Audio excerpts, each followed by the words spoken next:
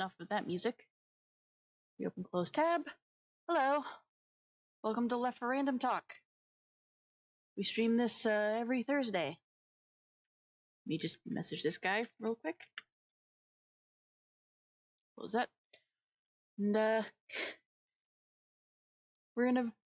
things have changed just a little bit. Like this show's gonna be mixed up just a little bit near the end. You'll find out in a second.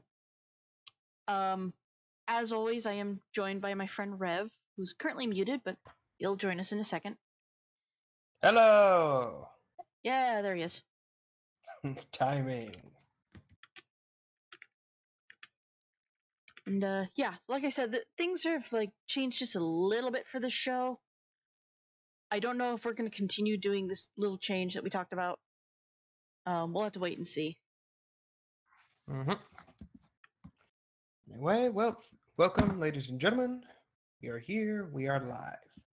Yep. So we've got a bit of a few topics to get in through tonight. As always, the following topics for tonight are the PUBG lawsuit. Bluehole really went there. Agony, a game of hell that plays like trash. Oddworld Soulstorm, news and our thoughts. Transformers Bumblebee movie? Is it gonna suck like Solo did? Fortify, free today, a base defense game of 2016 like Orcs Must Die. Though, thoughts on it? Is it good? Is it worth it? Warframe Devstream 112 overview. And finally, for our monthly thing, the mobile suit of the month and the Pokemon of the month. Yep, you're gonna be really surprised with the Pokemon one.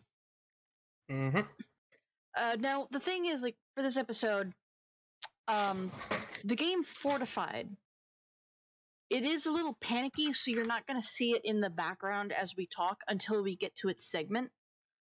And the Pokemon and Gundam of the month is gonna come before the end this time, because we have something planned for that game. Yeah. Alright, so I say we get on with the shit news first and deal with PUBG. Oh boy.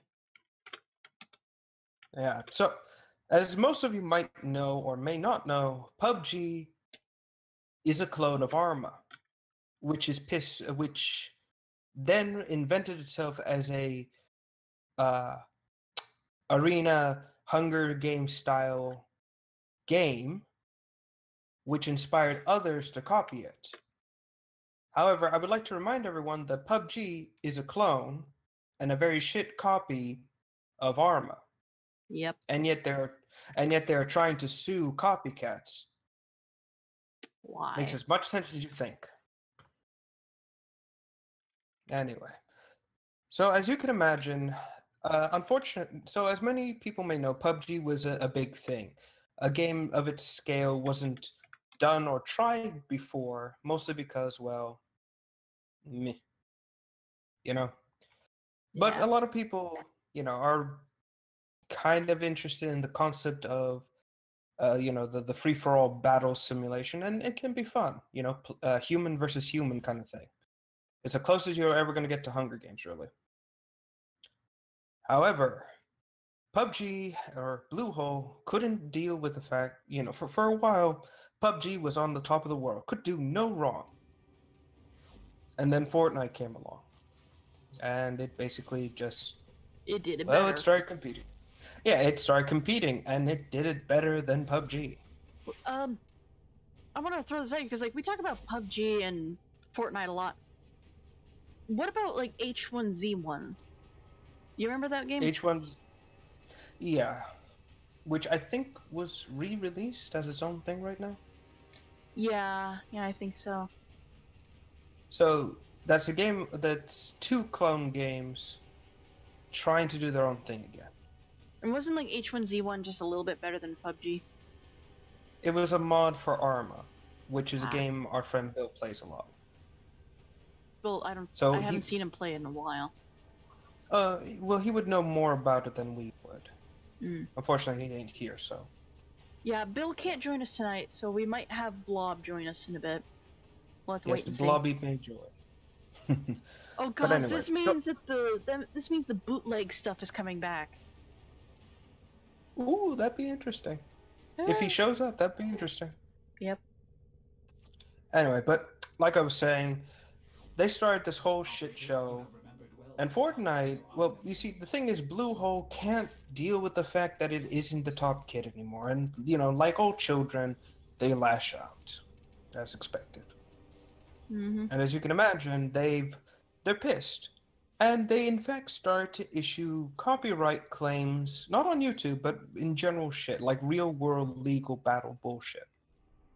And they were trying to, I forget the exact um, wording, but they said in one of their laws, their copyright claims to Fortnite, it was, we feel that Fortnite is infringing upon the aesthetic style of PUBG and is trying to replicate it. In other words, they're copying us. Look, look, look, they're copying us. Look how bad they are. Teacher, they copy my homework. Teacher. Exactly. Exactly. And frankly, it's fucking annoying. And of course, amongst the many things they're claiming that Fortnite is doing, they are, and I'm not joking, attempting to claim that they're copying them because Fortnite has a frying pan weapon. What? Yes, one of the big things is that they're pissed off about the frying pan, and they're basically angry about it because Fortnite has one, and they're claiming that a frying pan weapon is exclusive to Bluehole. No, it's not. Yeah, it's like, I'm sorry, you want to take that up with Valve and Left 4 Dead? That was like my favorite weapon in Left 4 Dead 2. Just the noise it makes. Yes, and we both know that they're not gonna.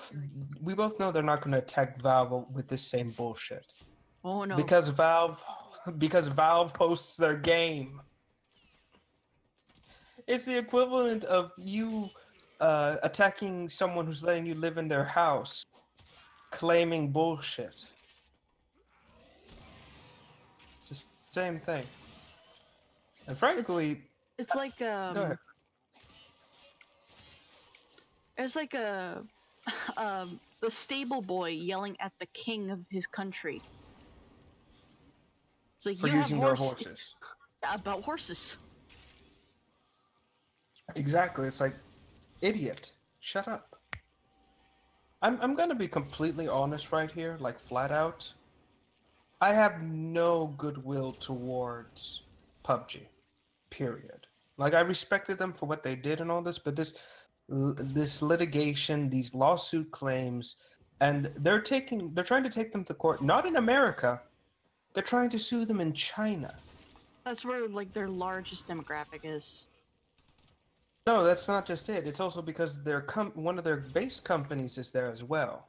And I believe the laws in China, at least when it comes to copyright, are more relaxed. So they know for a fact they can't win in the States. So they're trying to do it overseas. What? Yeah. Go figure. And honestly, like I said, I have no sympathy towards Bluehole anymore. I used to respect them. I respected them for creating such an interesting idea, but now I can honestly say, fuck them. I hope Fortnite wins. I really do. Same. I don't even like Fortnite. Yeah. It's by sheer anger that we're saying this right now. Fuck you, Bluehole. And fuck all your bullshit, too. Okay, I'll be honest, like, saying blue hole just sounds like you're trying to say a butthole. Yes, fuck you, butthole. There. No, maybe not like that. Maybe not like that. But in all seriousness, I'm gonna be just as blunt as humanly possible. And this is like Jim Sterling, the fat Britishman here on YouTube. By the way, let me be clear right now. This isn't an attack at Jim or anything like that. Don't misconstrue my words. I have nothing but respect for the fat man. I really do. Anyone who can weigh that much and make more money than I can deserves my respect. That's just how Rev is. Like, you could be a really tall, skinny guy and make a lot of money, and he'll call you a scrawny beanpole. and have respect for you. Like, it Yep, doesn't pretty matter what you look like or what you are. That's just how he's gonna word things. It's just him. Yeah. But like I said, he put it best. PUBG is the ragu, you know, the tomato sauce that started all. But it never improved. It never changed. Nothing in its bones is original. It's just plain and bland. Where PUBG is ragu with spice. They improved and I made it better. Oh no. That's it. He is PUBG is manufactured ragu. And Yeah. I immediately forgot what you said the other game was. Fortnite. Fortnite is the original ragu before it was manufactured, like back in the Great Depression. If you want to say that, alright. Yeah, again, Jim's exact wording is more like they were first, but Fortnite is the one that improved. Exactly. Fortnite's the one that started adding new things to their version and made it better. Because if you look at Fortnite, it is incredibly stylized. Mm-hmm. It's amazing to look at. There's an original idea of building as you're fighting, and it's just more fun. It really is. Where PUBG is more serious and more realistic, but that's it. Well, you It's say just more that, serious and but like, realistic. there is something that nobody really denies. There are bugs in the game that are exploited, and there are people who cheat heavily to make it break. Mm-hmm. And one of the things, like, yeah, it's super realistic, and there's always this picture going around of a guy whose arm is sticking out 20 feet outside of his protection with his gun shooting. Yeah, realistic. Serious. No, okay. Let me rephrase that. I mean, realistic in terms of its game universe. Yeah. Whereas Fortnite is more whimsical and stylized and amazing. And you know that's all I can say. And in all honesty, any goodwill I had towards PUBG has evaporated. And honestly, I won't support them. I won't help pay for anything. And if they suddenly face more litigations and other bullshit, I'll just say, well, this is universal karma. Enjoy it. See ya. Yeah, pretty much. See ya. We're done. Not gonna miss you. Nope. All right. So that's one topic out of the way. So goodbye, Bluehole. On to the fun. On to the fun stuff. Let's see. I think we should probably get the second one out of the way. Oh? Yeah, again, let's just get the more big thing. I guess the... Oh. Yeah, let's just get this out of the way first. So, ladies and gentlemen, for those of you following the... I guess this would be indie scene? I guess? Would you say? I don't know. I only recently heard of this game, like, through Every Night through Riot. Wow. I didn't know what the game was. I only watched like maybe a couple seconds and immediately clicked away like, nope. Very heavy. No. So for those of you who don't know what we're talking about, we are talking about the new-ish. It's new. What came out? It just came out. All right. Well, we are talking about the new what the fuck game, Agony. So it is a game about you in hell. And good lord, is it just wow. That's all I can say to describe it. So before anyone asks or says anything, no, we are not going to be putting images of Agony. Nope. We would be attacked violently by YouTube if we did this. So instead, I'm going to go and stare at Nidus. So I'm going to go stare at this other unholy abomination to my right. So, I don't even have Nidus, but I'm gonna just show him as like you're looking at this guy. You're looking at him. Take this and just times it by 1,000. Oh, there's That's, people yelling in your background. yes, there are people. Yes, people just got home. I'm so sorry. Yeah. Because because people can't read a fucking if it sign. if it persists, mute yourself until it's done. All right. But like I said, because people here can't read a fucking sign that says "Do not disturb. I'm recording." Yeah, same here. Anyway, so agony is basically, to sum this up in like the fewest words possible, you are a soul that is in hell, or you died and you're in hell, and apparently you caused an empire to collapse. Like something you did caused an entire civilization to be destroyed, all in the service of a goddess figure. And now your goal is find the goddess that you, in quotation, served, and she will let you return to the land of the living. That is the entire story in a nutshell. Now, this is where the game gets a little weird, because apparently you may not be human to begin with. Apparently you can, whenever you die in the game, your soul leaps out from the dead body and you can possess something. And this actually leads to either you can possess other tortured humans or demons.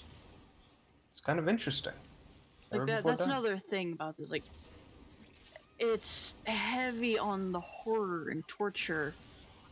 Like, you can hear it all around you. It's horrifying. I mean, the visuals alone are just, yeah, this looks like hell. This is a very serious game that's not for the weak of heart. Or the weak of faith, we should say. That too. And personally, I'm okay with this. I like, I like games of a disturbing nature. But again, I should probably wrap this up. Eventually, apparently, your goddess likes you, and yet still lets her servants kill you. What a bitch. She's a goddess. She can do whatever the hell she wants, and she knows it. Goddess in heavy quotations. Again, it's very odd that they're playing off a biblical character, because apparently she's supposed to be Sin, daughter of Satan. That's what's being heavily implied in some areas. So if anything, she's more of a Nephilim of some species or another demon. Still, I want to punch her in the face. Again, fuck that bitch. Anyway, you eventually get to her temple, you're then sucked through a portal, and then you fight Satan. Then you possess Satan, who then tears down the Tower Between Worlds, which then allows him and Sin to escape, and basically you bring hell to Earth. Or Mars. Or Mars. This is all secretly taking place during Doom 2016. Yeah, and that's basically the whole game. There are angels in the game, like angel creatures, but they look disturbing even here. Oh yeah. Yeah, it's weird. And there are apparently 3 endings. One is the one I mentioned. The other one is you try to escape hell with the angels, but the goddess forces you down, claiming that they can bring your body up, but your soul will always be here. The angels escape.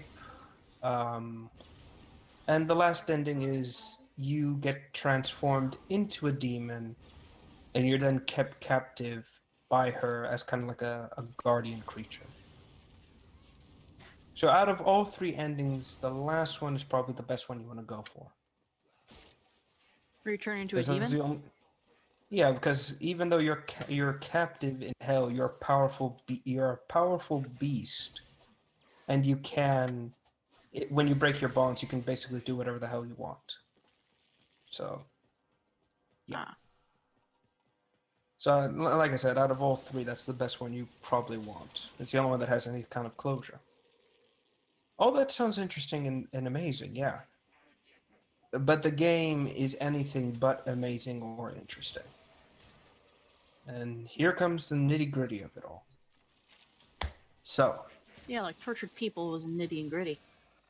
It was mostly gritty. So, yeah, mostly gritty. Uh-oh.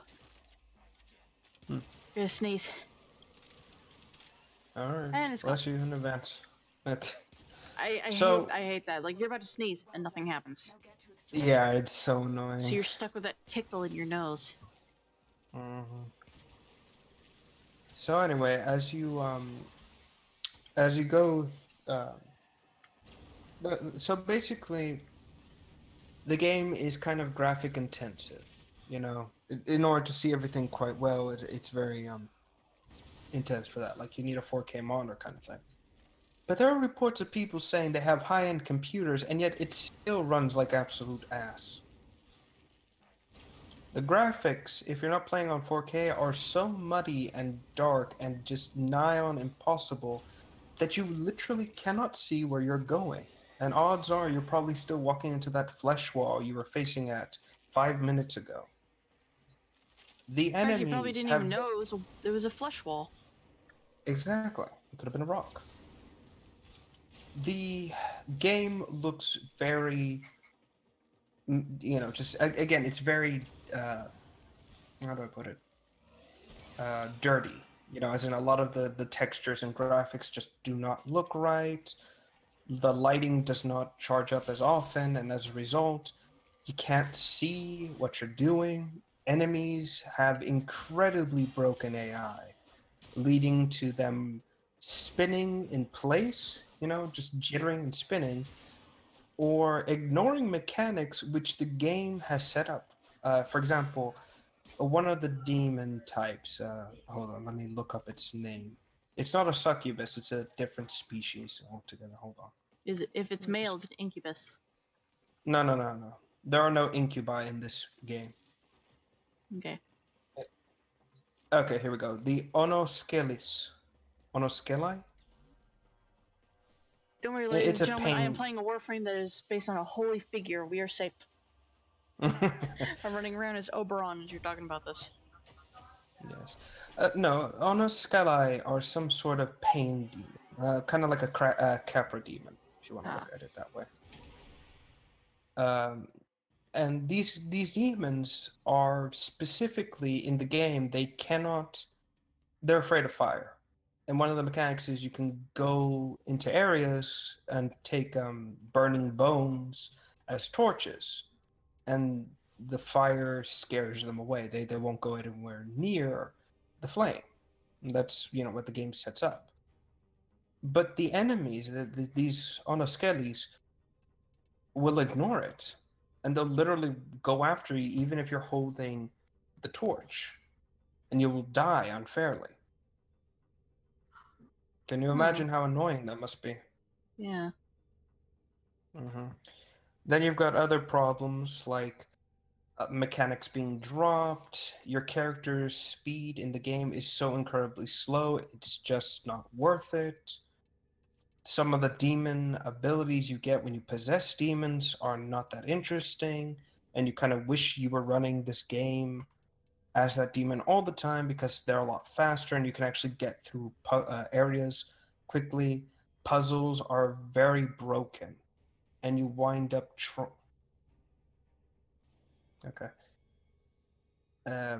puzzles are sometimes broken, and you wind up doing the solution about 5 times before it finally unlocks. And like I said, it's bad. It's not that interesting. It's a buggy game. It's poorly done. It's just no. If you want a decent and interesting game about hell and you being a being in hell fighting your way out, play Dante's Inferno. It's a far better game than Agony.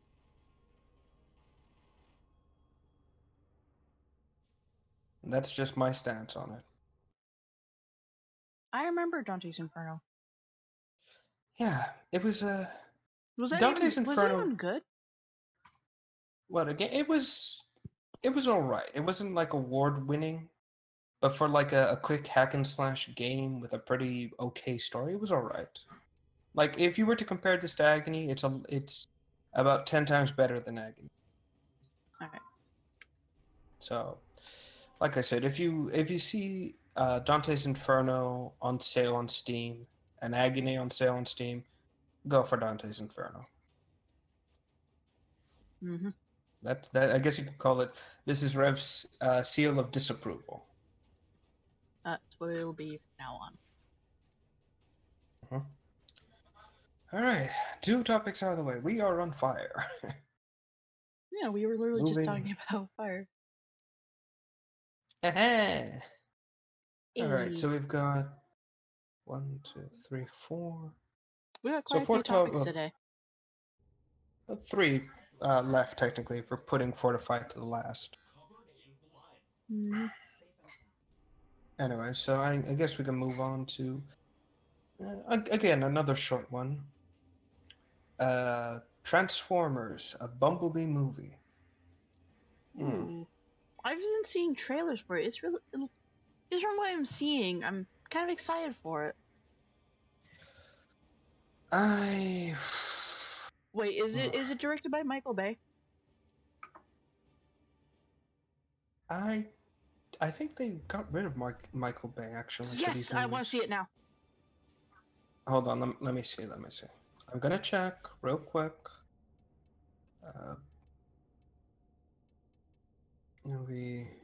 I'm sorry, but like, I could only watch the first Transformers movie. Okay, it's being it's hold on. Wait a minute. Oh, for fuck's sake. Hold on. Okay, here we go. Transformers Bumblebee movie is being done by Travis Knight. Yep, now I want to see it. Who is credited for his work on Kubo and the Two Strings. Oh, yeah, definitely. That means it's gonna be really good. I'm hoping. So, I saw the trailer a little before we started this our show, and I've got mixed feelings about it. I mean, I'm gonna be honest. I did see the first 3 Transformers, 4, I should say, movies. You know, throughout the years when I was growing up, I enjoyed them. But as I've gotten older and I've realized the glaring flaws and the constant repetition of one plot point in each of the films, I've just kind of become ambivalent towards it. Again, all 3 movies, the main goal of the bad guy is always, we need to save our planet. I'm sorry, what? Again, how are they the bad guys here? Just saying. Your mission is to break into enemy Directions were missed. That's all. But no, so when I saw this, and it was an origin, I guess you could call it in quotes, an origin story for Bumblebee on Earth, I was kind of like, okay, where is this going? I'm excited still, like, regardless. I like the redesign of B. Mm-hmm. I like it very much. It does. First off, he's actually very small in this movie, so it lends credence to the whole. When this movie starts, he's still a very small Autobot. It lends credence to that, and I like it. So the design is okay. The idea behind it's all right. My only issue with the film so far is, what is the point? You know, is this just going to be a movie about Bumblebee and it has no connection to the first film? Or is this going to lead, or is it going to lead into the other ones as the movie goes on? And again, the second half of this topic is it going to suck like Solo? I'm hoping not. Well, here's the problem with Disney has proven there's an issue when you go into a character's origins film, and that is, if you don't have somebody who understands the source material, it's going to come out very poorly. And from the trailer, I saw glimpses of that not understanding the source material. And that is what's making me worry. But again, this is Travis Knight. This is a guy who did an interesting stop motion movie. So I have some faith and confidence in it. Some. That's not going to blind me from the fact. I also did notice a very kind of creepy love interest between B and What's-Her-Face. And I'm kind of like... Well, Let me be... Hang on. Let me be fair. I've got no problem with anybody having relationships with anything. Not that kind of guy. I just have a kind of an issue with this feels a little forced, is all I'm saying. well, try seeing all the rage people have for the new How to Train Your Dragon movie. It's not even out yet, and people are angry. Hold on a sec. Wait, wind back the clock for a bit. Didn't you create a version of... What was it? You made a female version of... what are they called? The Night Fury? Yeah, didn't you do that? And didn't it look very similar to that thing? Yeah, but mine had feathers. Well, I guess they must have agreed that white is probably better for the females. Nice. Like, the thing is, like, that is actually why people are so angry about it. It's the sexual dimorphism that they're doing. Like, I'm sorry, what? Sexual dimorphism? Something like that? Like, Yeah, that's it. people are angry about it because they do this a lot in movies. The female has like lighter colors, and even if it's a species of critter that shouldn't have breasts, it's still there. They're angry with this because Toothless is a black dragon, and this new dragon that is similar to him that's female is a white dragon, and they're not happy about it. And that just bothers me to no end. I don't understand. I could see their anger mostly in terms of the skin coloration when it comes to this concept. Again, and this is mostly because it's if this is a species that is supposed to look or is not active nocturnal during the night, then yeah, a white-skinned version is going to stick out. However, I could justify the white skin by maybe saying males hunt at night, females hunt during the day. That's what I think. It's also theorized that she's from the ocean, so white skin would actually be rather helpful in her case. Depending on what region of the water. It's set in an area with Vikings. She blends in with the Arctic. Okay, then yeah, it makes perfect sense. I don't really. Somebody even like broke it down for me to help me understand, and I still don't. Again, when it comes to fiction and using Transformers as an example, when it comes to trying to depict the sexes in a fictional creature, there is a bit of rules you have to follow with your own creations, and that is, if the male of the species looks a certain way, the female or the sexual equivalent of the male has to follow a similar pattern, or else it's basically you get the D&D, the male orcs look monstrous and yet the female ones look too huge. That's more like a WoW, but yeah. Yeah, I meant to say WoW, my mistake. Yeah, it's the same thing. Again, taking I'm gonna a perfect example with the Transformers is in the movies, I should say, they fucked up with the females, and that was in the movie they introduced the RC twins, and they were these motorcycles, but unfortunately they were so small and frail that I couldn't look at them and think, okay, yeah, this doesn't seem right as like male and female. This doesn't seem right. You look at the cartoons, it's hard to tell which one's the female and which one isn't. And to be honest, if we're gonna, what's the word? If we're gonna use the cartoons as an example, Trigger the alarms now. again, and this is going into like Cybertronian anatomy and all that stuff. It makes sense that the species wouldn't have male and female counterparts. At least on the physical side, it makes sense. Because again, as far as I know, like again, and this has always been weird to me, reproduction between them is like what? They build pods or something like that? A lot of people theorize it has to do with their spark that's in their chest.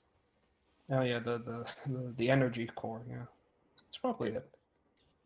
It's a little weird if you ask me, but I was amongst those people.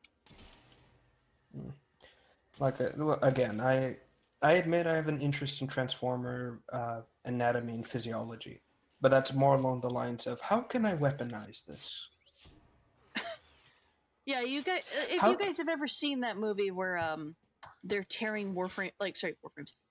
Fuck. Warframe. Where they're tearing Transformers apart to make a new type of metal. Rev is the kind of person who would happily tear them apart. Just to see how they I tick. wouldn't. No. Let me reframe that. Yes, I would do that for probably the first one. I'll just tear it apart and say, okay, here's the heart, here's the organs, blah, blah, blah, blah. The second one, I tear apart and I just hollow out and turn into a suit. That's my thought process going into it, and I'm sticking to it. Yep, I don't doubt it. Actually, you know what's funny? And to go into a side tangent, the Transformers Prime TV show, the one I really enjoy because goddamn is that crazily badass. Oh yeah. And Yeah. and wonderfully brutal, by the way. I was actually thinking about that as you were talking about. Sorry, I'm eating a grilled cheese. That's I was fine. actually thinking about that as we were talking about the dimorphism. Every single robot except for Bulkhead in that show looks feminine. They all have heels, and at least some of them, especially Starscream. Yeah, I was about to say Starscream is by far the worst. I'm sorry, what? I mean, I understand why he has like a slender look. Again, he's a jet. Mm-hmm. And obviously they would have, obviously they'd be supposed to be light framed and everything. But then you got the gigantic jet, and it's like, no. What's your excuse now? What was it when I actually showed Prime to my mother? Again, she was an 80s kid, by the way, growing up. Yeah. I showed this to her and to my uncle, who's a complete prick. It's like, if you think I'm bad, he's worse. He's the type of guy to crack a dead person joke at the funeral. Wow. Just saying. Yeah. We don't talk about it much, but when I showed them this and I said, yeah, so what are your thoughts? My mother's immediate response is, who's the female jet next to Megatron? And I was cracking up. And then when we spoke about it, she says, okay, so if he's supposed to be a dude, why did they give him, what was it that she said? Childbearing hips. I kind of did something similar. I showed bits of Transformers Prime to a friend. And quite literally not that long ago, we had watched the movie Robots. The one with Robin Williams in it, that really funny one. Yeah. Hold on a second. I'm going to turn on my fan because I am sweating. Hopefully nobody can hear this. Can anyone hear that? Yeah, there was a brush when you talked. How about now? Is it still there? We only hear it when you start talking. All right, hold on. Then let me go deal with. All right. I'll be back in a second.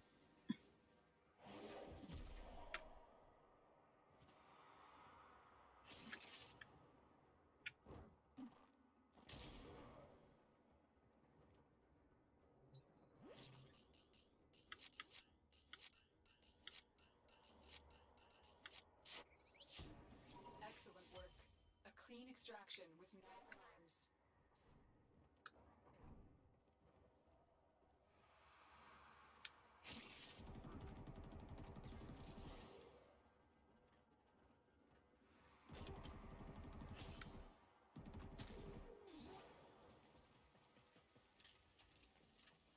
just so you guys know, I am playing a nightmare mode mission, and I am going to be very low in health. And because I'm low in health, the screen will be a little bit blurry. And also, I will be struggling to stay invisible and doing the spy vaults as I Okay, I'm go. back. Alright. Alright, so what were you going to say? Oh, right. So we had watched Robots not that long before, and there is a scene in Robots where Robin Williams' character appears with the wrong lower half, where he's wearing a skirt and heels when he's not supposed to. And I showed them Starscream, and their immediate thought is like, why is he running everywhere with cha-cha heels?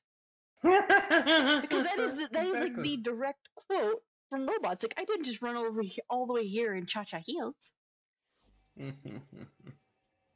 And to be quite honest, like I said, a lot of the transform, like you said, a lot of them have a very feminine or semi-feminine figure, and I'm like, To be honest, I actually liked they did that. They didn't single anything out. I'm okay with it. Like, I'm okay with the slender look, but at the same time, like, my mech head comes in, and my immediate thought is, okay, how does that compress down into a car? Seriously. You know, Well, I can't really toot my own horn because I'm fat as hell. But women are pretty flexible. So we're going on the assumption that everyone's flexible. Yeah. Actually, no, there was something the Transformer community said, and it was something phase shifting. That's what they call it. And it's, in a nutshell, it's basically Transformers, as they transform, they condense down and slowly in terms of, like, for them, but quickly for us, shift into a very compact or small form. How the original Soundwave could be a small cassette player, even though he was like 12 feet tall. Yep. Same thing. Like, and the same thing, like with the Transformers movie. Like the first one, first he's a boombox, and then suddenly he's a cell phone, just because he lost his head. Exactly. Can I just say this? I want to say this about Frenzy, the little mini-con. I liked him as just a general, you are so stupid kind of thing. Which one was that one? Frenzy was the mini-con. The one that lost his head. Oh, in the first movie. Yeah, Minicon is literally tiny robot. Yeah, I know, but I know Minicons. I just don't know which one that was, because there's also a really, really tiny robot in the one with the seed, the one with the dinosaurs. Oh. So I didn't know if you were talking about him, the one that Oh, walks no, around with the cane, or not. No, that's the really mini-con. Anyway, but now what I was going to bring up with this original Prime tangent is that in Prime there are two instances of human-made Transformers, and that was their Nemesis Prime and what eventually became Silas. And the whole time I'm watching this, my immediate thought was, with Nemesis Prime, I was like, okay, weaponizable drones made out of, what is it, Cybertronian organs? That's gonna be a hassle to make. But Megatron has more than enough forces. I think we can cannibalize a few of them. Like, they even do that, I think, in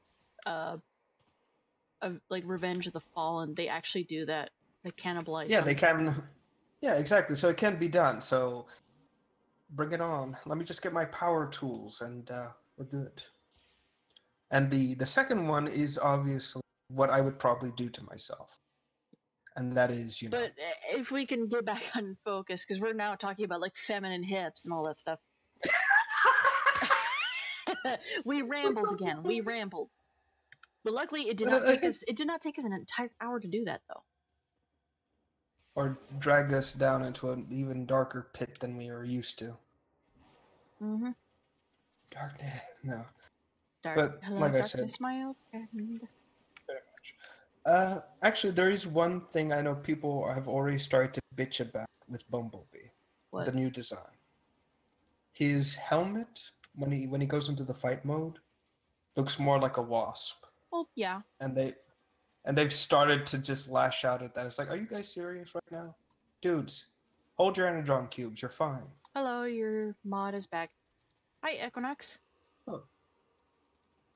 Hey. Equinox is a mod on both Twitch and YouTube, so if anybody in chat messes up, you have to answer to them. Oh. I'm Cool. currently in a nightmare mode, Equinox, so that's why I only have 3 health, and why the screen is somewhat blurry.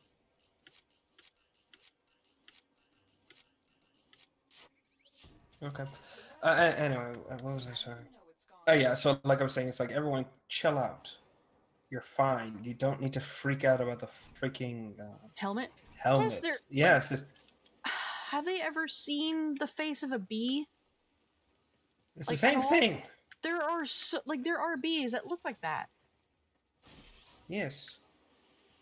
I think they're like. I think there's actually a species of bee that tries to mimic a wasp. I think. Don't quote me on that. Yeah. I am now running through that. That will kill me because I'm at 3 health. You know why people start freaking out about it, and not only because of the wasp profile, but because they thought that this meant they would never, like, the movie creator was basically giving a big middle finger to everyone, specifically over Waspinator not being in the films. I'm like, I'm sorry, what? Are you kidding? Oh, please. The only No, people that but- liked Waspinator were the shippers. It was that and the people who just in general wanted to Wanted to what? hurt him. Why universe hate Waspinator? Please have cancer. I'm not laughing at cancer. I'm laughing at a joke involving that, by the way. It's sorry, it's someone I watched, Jobby the Hong, did a review of some Beast Wars toys. And then he brought up Waspinator, and he did a nearly that spot one. on. I thought you were talking about like a Transformers animated, because Wasp is in Oh that too. no, the original. No, the original. No, he did a spot on impersonation of Waspinator. Jesus Christ, that's good.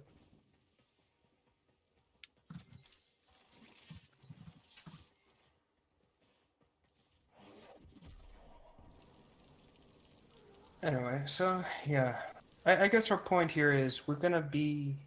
She wants to see the film. I'm kind of iffy about it. We're hopeful, but we're not holding our breath. Exactly, but you may want to. You're a bit more maybe excited than I am. I'm just kind of sitting here being cautious where this is going. I'm mostly interested in it because of Michael fucking Bay's not directing it. Oh my god. The only credit I can give Michael Bay when it comes to the films is he did the right idea with the explosions because it gave the characters actual reactions instead of them just looking at tennis balls floating in the air. Mm-hmm. Actually, no joke, to bring this up real quick while we're on the topic of tennis balls, when Transformers The Last Night was being released and everything, they created a series of shorts, like all the Transformers as actual actors. And when Hound was on set, they had like several human height tennis balls next to him, as if they weren't actual people. It was so funny and so stupid. Anyway, so I guess that covers humans that. aren't real. What are you talking about? No, what's funny is that when one of the humans did come in to do the scene with him, like help him act, he said, "On second thought, I'll take the tennis balls," and the guy was so hurt. Oh wait, I found an image of it. Hold on. We're doing this. We're back on track. We are doing this.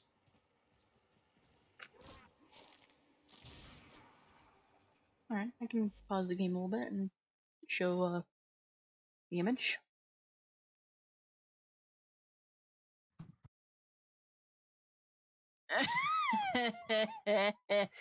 Oh gosh, I'm suddenly reminded of this car commercial. Have you seen the commercial about the Rex? It's like really sad because people started laughing at his little arms. Have you seen that? No, I have not. No, I have not. That is something I need to look up when we're done here. Oh, I can get you the link to it. It's just give me a second. Let me show this on stream first. Fucking tennis balls.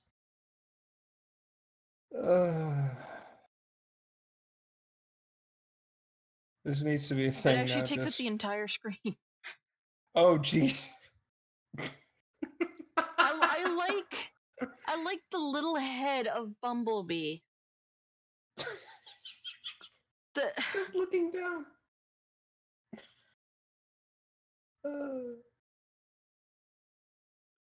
Oh my god. Oh no. I love the fact that it's John Goodman. Guy can act. Mm-hmm. Oh man. By the way, I've been meaning to ask something. Shoot. Whatever happened to the twins? Oh, they got killed off screen. Like in a comic book. Okay. You know the big red guy, the Sentinel Prime? Yeah. When he goes traitor in the comic, those two appear to try and stop him, and he basically just kills him in like 2 seconds. Kind of disturbing, actually, now that you think about it. Poor guys. They were just kids. They could have been better. It could have been better. Just saying. Just very casual. It's like, Anyway. Also, I do want to also bring this up while on the top. Remember a bit when we were talking about reproduction and all that for the Transformers? Yeah. Excellent work. 5. Clean extraction. Here's the crazy thing: the Dinobots in 5 Everything we came for.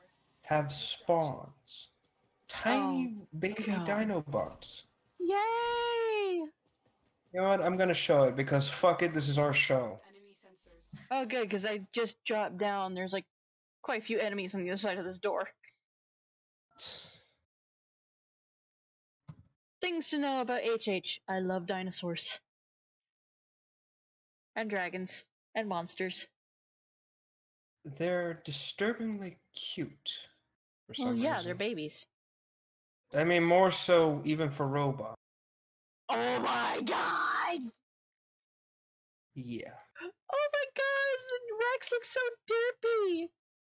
that's what I meant. It's like, I'm sorry. How did you know what? I'm also gonna show a part of Grimlock in Grimlock? this because the movie version, because I need to ask, how did this spawn that? Very easily. Hmm? Oh my god, they're so cute! Again, and I have to ask once again, where did they come from? Seriously, I They just don't poof. know. they're just there. Also, they are incredibly durable, by the way. Like no joke. I think There's a go ahead. I think because the Dinobots pretty much ate the enemy robots that could transform, like could mutate, maybe that's where they came from. Maybe. Oh, well, hold on. Wasn't the Spino in that a female? Hold on. I don't know. Yeah, there was a Spino in it. Apparently, like 2 robots got dropped. Anyway, what was I saying? There was Right. They are incredibly durable, by the way. There's a moment in 5 where some of them are playing around very sensitive radio equipment. And they can't be doing that. Specifically the little Rex. And Hound decides to be Hound. Instead of shooing it or picking it up or moving it away, he tosses his cigar, which is a shell, by the way, at the little thing. Hits it right on the side and it falls down about a story off of a little shed. A little while later, completely fine, like like it never happened.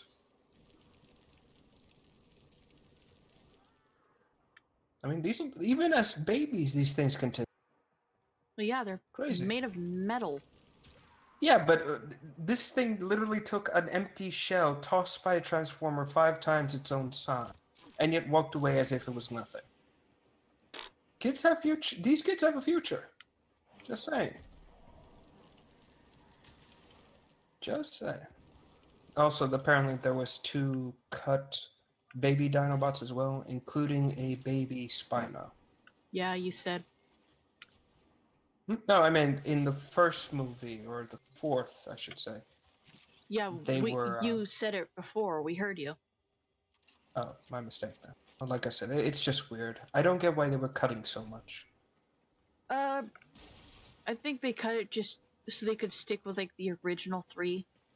Because I've even seen the old Transformers episode where they brought the Dinobots in.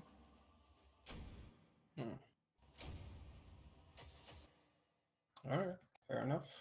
Also, Still, I'm gonna keep the baby Dinobots right there. I had a feeling you were gonna do that. I had a. Is this gonna be our new thing? Are these gonna be our mascots now? Not sure. The house is gonna burn down. I know that for a fact. Anyway, well, I think we've run on this tangent long enough. Yeah, that took a while. All right, let's move on. Yep. So we've got about 3 left. Wait, 1, 2. Yeah, 3 technically. Technically, yeah. I guess we'll move on to Soulstorm. Do you want to take a break or no? Let's keep going. Keep going. Yeah. I'm good. So, yep. So, here we go. So, for those of you who, were born later in life, Oddworld is a series I grew up with. I think AJ's grew up with as well. Oh yeah. Which, again, it's like it's a game that is designed with kid appeal in mind, but is very adult orientated. Yep. Crazy, isn't it? With hidden underlying meaning. Also true. I mean, for God's sakes, one of the creators' name is Dick.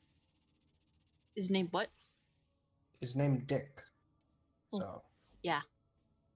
So there's that as well. So a little while ago, a remake for the first Oddworld game, New and Tasty, came out, and it wasn't super popular, but it did get a lot of attention.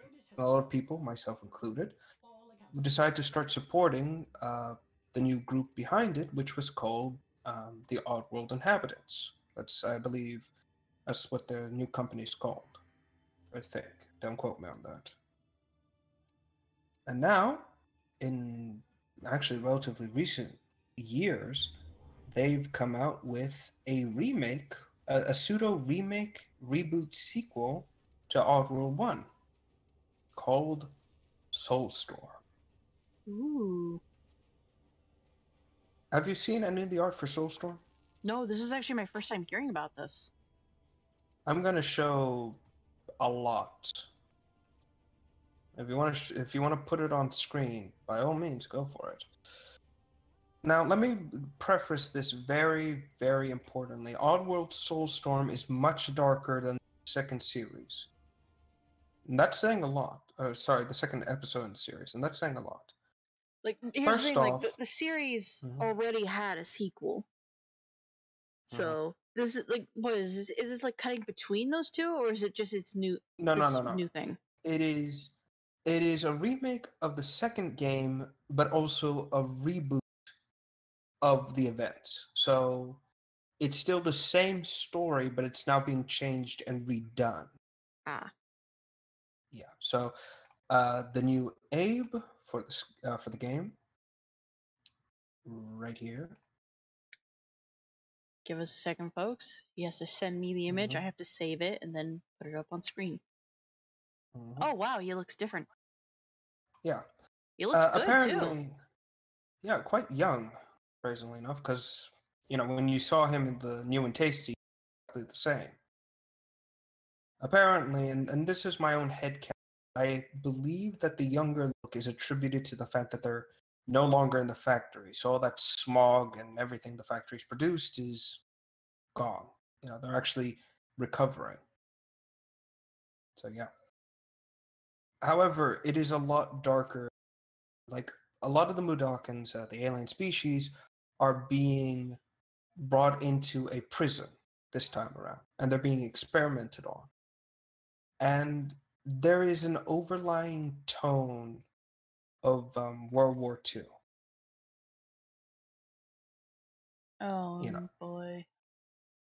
they're brought in, their prison numbers are put on, on their skin, and they're brought inside. It is very obvious that this time around, not trying to make them into food, but they're trying to see what's the best way to go about doing that. And it's very horrible. In fact, the Vikers, the ones from Munch's Odyssey, the four-limbed fellows, Yep. they're in this game now, and they're apparently the ones behind the the darker aspects. Also, I'm going to show off the new Gluckins, the main bad guys this time around. You know what's funny? Odd, Warframe has, CEOs and the Corpus Guilds, right? Yep. And yet, there's no distinguishing medals or insignia. And yet the Gluckins have distinguishing ranks, literal pins and medals to show what guild they're part of. DE, take note. Also, by the way, that second image I sent, that's the bad guy from the first game. What? The one who got... Yeah, that's him. You see where the lightning strike hit? Same scar. Wow. The little fun fact, it turns out that in the original second game, he was supposed to make a return. There was supposed to be this big trial for his failure at Rupture Farms, but he was cut because they didn't have that much time to develop it. So now he's brought back, and it turns out he's going to have and I'm looking forward to it. Have a what? A much bigger role this time, and I'm looking forward to it. Ah. Again, and I mean, just look at the detail and Hold on, it's not on the screen yet. There we go. Oh, I'm sorry. I was talking about the other one. But what I'm saying is the sheer amount of detail and work they've put into these guys is amazing. Like, this is like on par Pixar quality. By the way, ladies and gentlemen, they are not meant to have sleeves. That's why you don't see any arms. Gluckins are like Dougs from Star Wars. They're weird. They actually wait. I think recently they updated the Gluckin anatomy to be more detailed. Basically, they walk on their hands, and their feet are meant to be hands. Supposedly. Mm-hmm. Don't quote me on that. Yeah, there's also talks about bringing in Queen. Sam, was it Sammy? I don't know. Basically, she's the one that lays the eggs that create Mudokons, and she's captive. So apparently, she's supposed to make an appearance in this game, so we actually get to meet Abe's mother. So hey, I'm looking forward to it. Yeah, but this is all they've been releasing about Soulstorm. They, just like DE, they've been incredibly tight-lipped about everything. Like, people are desperately trying to find what's the word? they're desperately trying to find um, screenshots of the actual game and things of that nature, and yet they can't because so little has been shown to the public. Only the trailers for Soulstorm and the horrible, horrible conditions the Modokans are being put through. And again, they did an extremely good job about it. They actually made you feel sympathy towards these aliens. And all I can say is good job. Yeah. Good job. Yeah. Yeah. Like I said, I'm looking forward to all this. Let's go. Oddworld's making a return. Yay. It's been long enough. I still prefer Hey. Stranger's Wrath. That one's my favorite. Hey, well, here's the thought though. If this does well, we could get a similar reskinned HD look for Munch's Odyssey and Stranger's Wrath. Like, they already did that for Stranger's Wrath. They had an HD remake. Well, as in like an actual remake, not just, oh, we're gonna update the texture. Like a complete reimagining and over, I should say. Yeah. Hey, I'm looking forward to it. And if it all goes well, maybe we will get another game. Oh, I'm hopeful. Maybe actually get some, maybe actually get some closure on this freaking series. I doubt it. Yeah. At the same time, Alright. I hope there's no closure. It's a good series. True, but I think it's run long enough. Not not saying this is like a mean thing. I'm saying it more like, that this has to come to an end at some point. Yeah. I mean, Abe's and Munch's story, and then we could, if we want, we can make more games in the vein of Oddworld.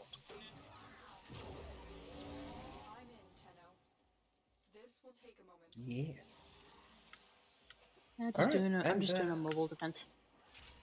All right, and I guess that covers. Holy crap! excuse me. That stretches all over the room. What have you done? My hollowed ground stretches all over the room. I didn't realize that. It's like, oh, look at that! I've turned your house into a living forest. Well, shit. Yep. All right. Well, I guess that covers Oddworld Soulstorm. And hey, guys at the Oddworld Inhabitants, if you're looking for voice talent, right here. Don't look this way. Yeah, don't look this way. If you have a we're link amateur. to, if you have a link to like a website of theirs, I could put that in the description and in the Twitch chats. They have a YouTube. Oh, cool. I'm actually gonna go find it.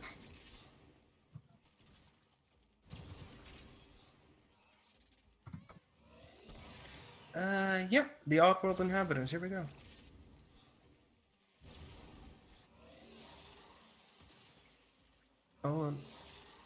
Hold on. Their most recent thing was 2 months ago, and that was the release successful Kickstarter of their Oddworld book. Well, not book as in like book as in like art guide, things of that nature. That was 2 months ago. So Copy link. Go to description. again, and let me preface this as well. They're still doing stuff. It's just I think they were at E3, so we'll have to check about that later.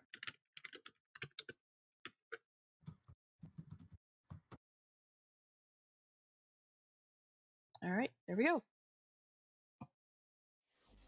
All right. Okay then, we are just flying by these. We got two left. Do you want to take a break now, or you want to just move on to the next one? We can take a break now. The last, what is it, 4? If we're counting the month things, are going to take a bit. So. Yeah. I am still going to finish this mission on stream, and then I'm probably going to get up and stretch and stuff like that. All right. So we will see you guys in a.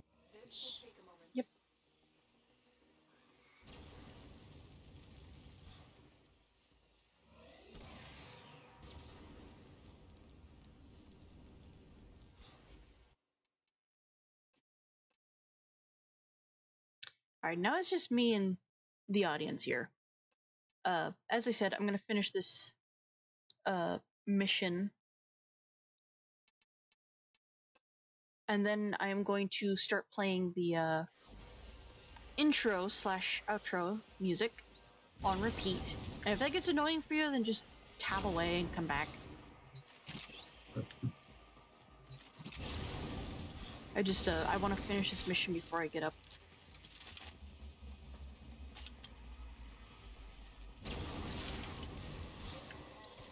Yay, Still working max on ranked. it. Continue to defend.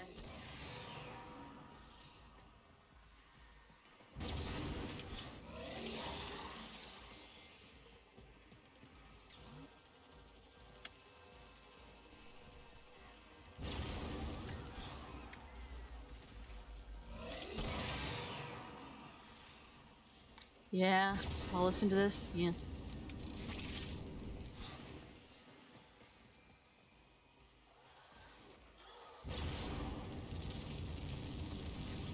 Get rid of each chapter because it's going to be a problem. Area completed. Had to. Move on.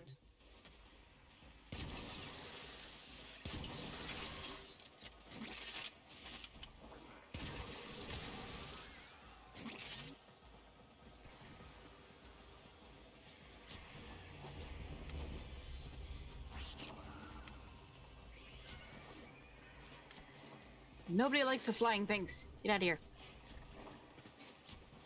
Ah! Just do note, the game is going to change. Like, the game I'm playing is going to change near the Terminal end. spotted. Upload and prepare to defend.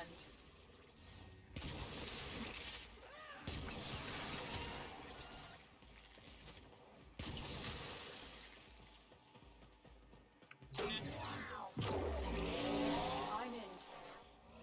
This will take a moment.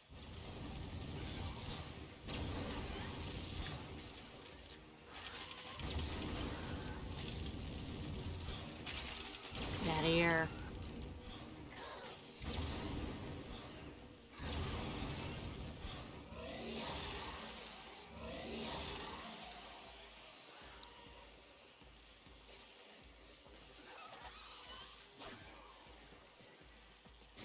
That's not the W key. There we go.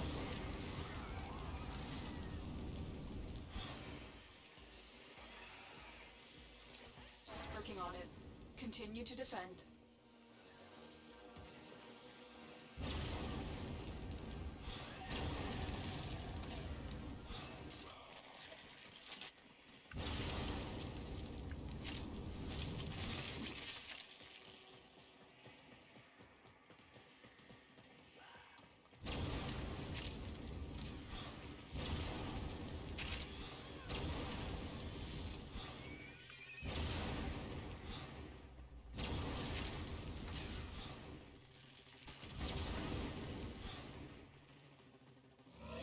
The odds were against us, Tenno. We did it. Mission Alright. complete. Finish the mission, then I'm going to... Whoa.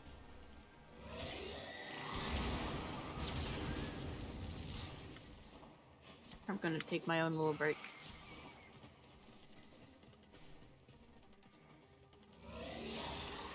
Goodbye.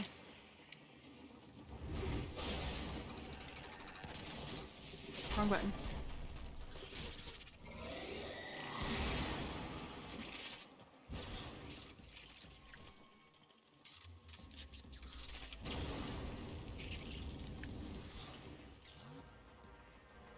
Nope. Nope. There we go. So yeah, you're just listening to me saying nope over and over and over again. Nothing else.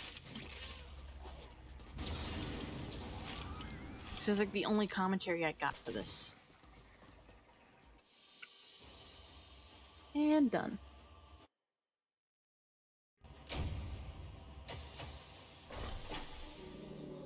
I will consider what I have learned from this skirmish.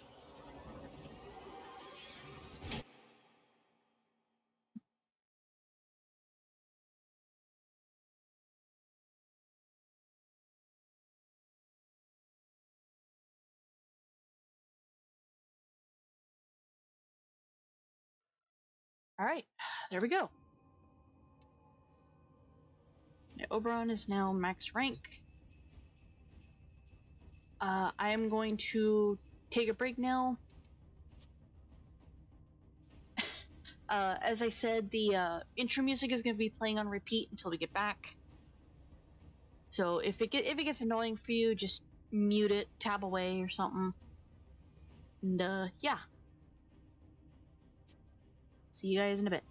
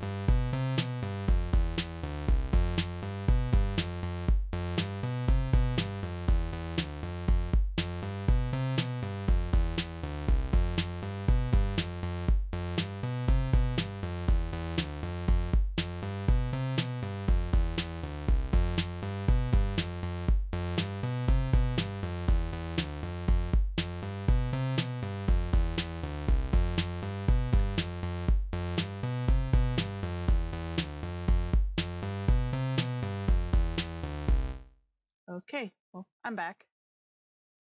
To know about Rev. But yeah, one person is watching. It's okay. Close that. I can see what's going to be coming up next.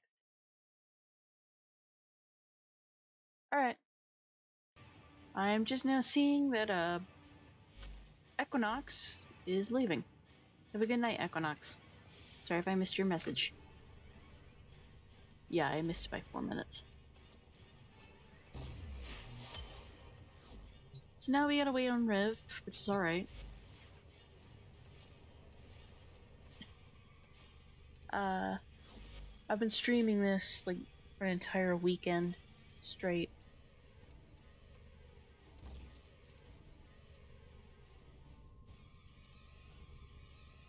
It's been really hitting hard.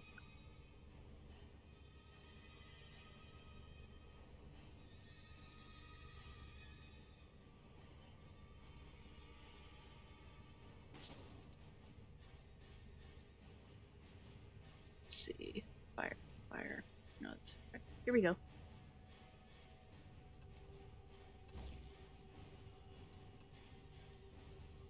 Hammer shot and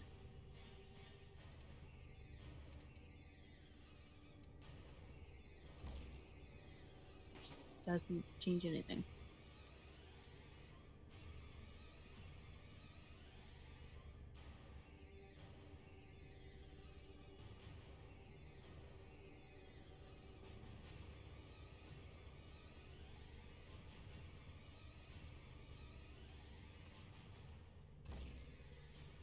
That doesn't change anything either. Here we go.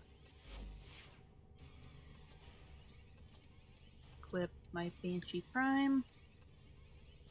Ooh, I gotta rank her up more than Blanka. So let's actually equip a different gun. Like the Soma Prime, yay!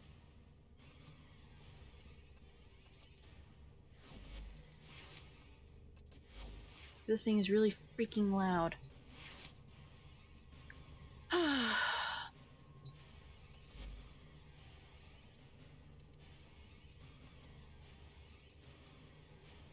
I'm gonna see about doing some boss runs in a second.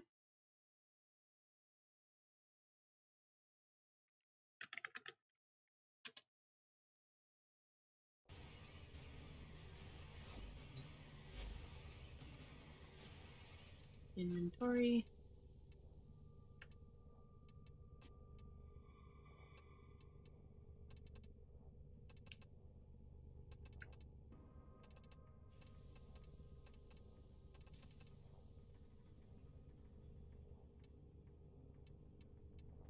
All that. And that. Hello. Yep. And we're back. Yep. Alright, welcome back, ladies and gentlemen. We are here. We are live once again. Let me turn down the volume for the game. So, Alright. we got 3 topics left. Warframe Devstream 112 overview, and the month works. Yep. And then Fortify is the last one. So, let's get over the Devstream 112. Yay. Stuff happened. Alright, let's move on. No, let's focus. Let's do this for real. We're doing it live, literally. Yeah. So, Devstream 112 happened, what, about a week ago? I believe so. Apparently there was a prime time not that long ago today. Yeah, I noticed when I was logging on. That's alright. Some of the stuff they revealed in the prime time, the Devstream 112, were general teasers for the Sacrifice, the new quest that is coming to the game for PC users. Sorry, consoles. Someday they showed soon. Don't worry.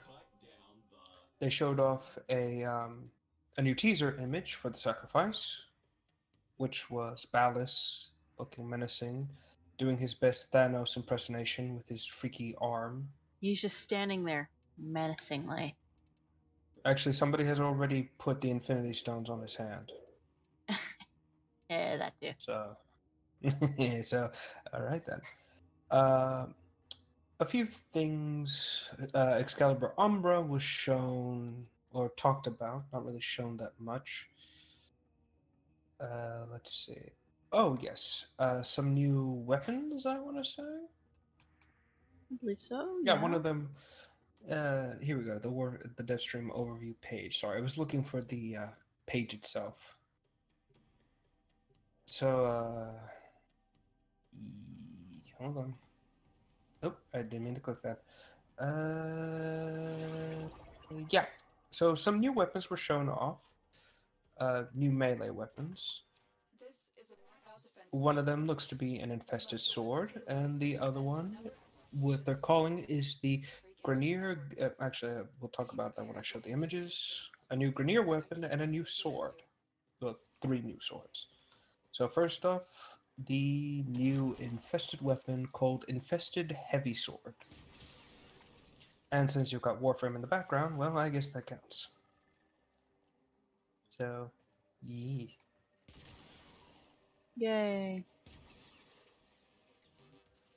See, we're totally professional. This will only get more Alright. He fucking lied. I can somewhat understand why they have it in multiple colors. It's going to show where all the different custom coloration is going to go, but it's still weird. Yeah. Yeah. Personally, I always love organic weapons, you know. And Mhm. this looks cool. Like if this merges, like if you grab the handle and it suddenly merges into your Warframe's hand, that would be amazing.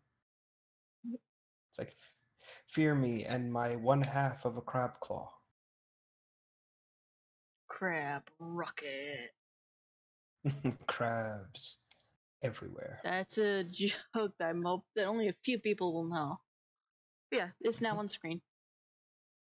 All right. I'm going to show the second, or bring up the second weapon, which they are calling the Grenier Gunstock Club. Which, I like this weapon. I love how stupid and just cobbled together it is. That kind of looks like something you would make in like a survival game where you take bits and pieces of animals and you just strap them together and you have a really bullshit weapon that Or works. in this case, just pieces of a gun. Yeah. Yeah. And you gotta do what you can to survive. This looks like a weapon. This looks like a weapon found on the plains. Does it not? It looks like something they would have on the plains, like maybe a camp that doesn't have as much support from Vahek as others.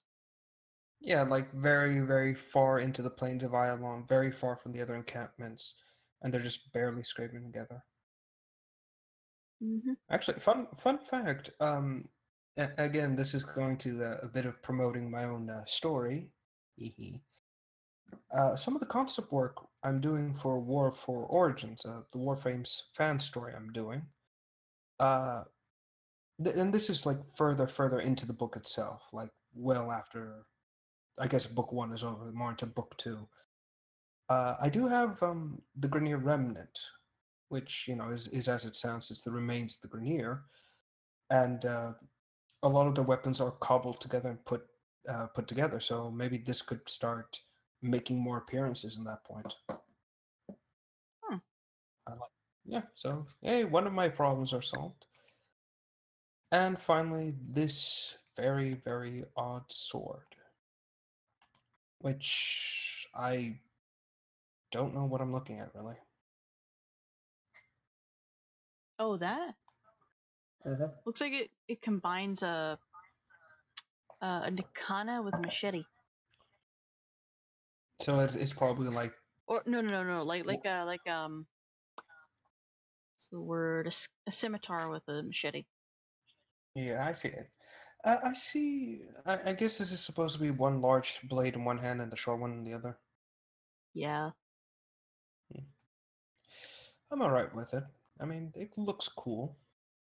One of the other bits they showed off, and this is the new Warframe, the Eidolon frame, That everybody's calling Vlad.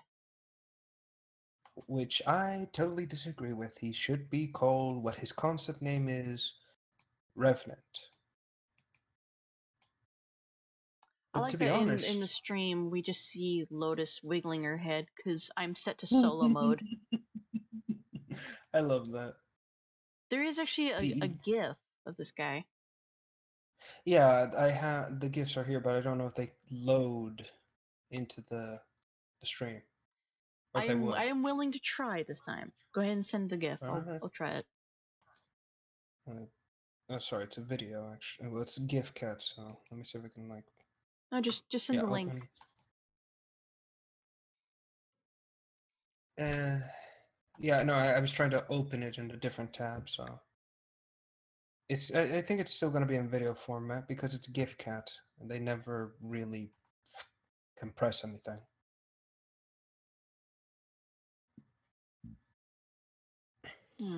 Now, to be completely Nope, honest, I can't share that. Oh well, I'll look for stills elsewhere. Yeah. But to be completely honest, I want to know what made him.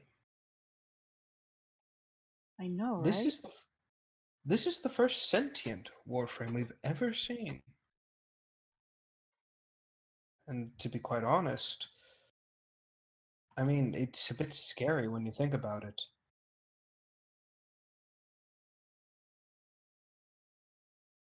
Okay.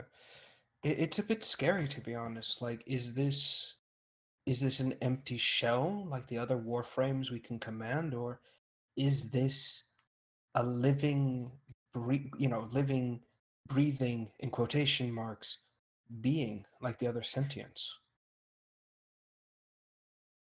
I am, to be completely honest, I am both fascinated and disturbed by this creature in general. If it's a living Warframe, like a living machine like the other Eidolons or sentients, then hey, let's go for it. You know, that we finally meet something that might not want to try and kill us.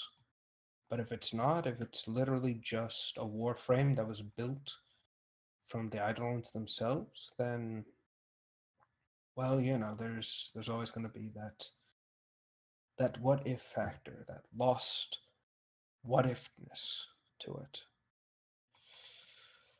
What else? What else? Oh, right. That also said, I believe my friend Cole Draxon talked about this before. I could be mistaken, but he said he believes that is he believes that Vlad might be the base for all Warframes, where Nidus was originally the first Warframe that came out. You know, the first living infested mass that they could examine. He believes that Vlad, or Revenant, as I prefer to call him, is a. Oh, excuse me. No, excuse me. Sorry. He believes that he is the base design for all Warframes to come. And he might be right, considering that if the concept art's anything to go off on, he is what was I saying? If that's the case, if he is actually a sentient, or what they started working or designing the Warframes off of, then it would be, well, that would be interesting. And it would leave some explanation as to how the Warframes went from organic, sentient, infested golems to more or less living suits of combat armor.